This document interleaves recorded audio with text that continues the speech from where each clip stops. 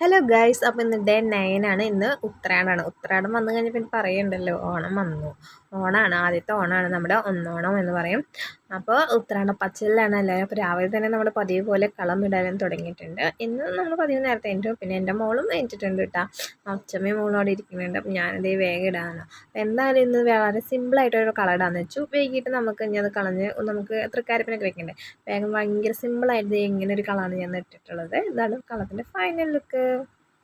Hello guys, ഞങ്ങൾക്ക് പോയിട്ട് കഴിഞ്ഞു. ഞങ്ങൾ കുളി കഴിഞ്ഞു. ഞങ്ങൾക്ക് പാപ്പ് കഴിക്കണം. പാപ്പ് കഴിച്ച് വരുന്നവരേക്കും വന്നേ മതയോ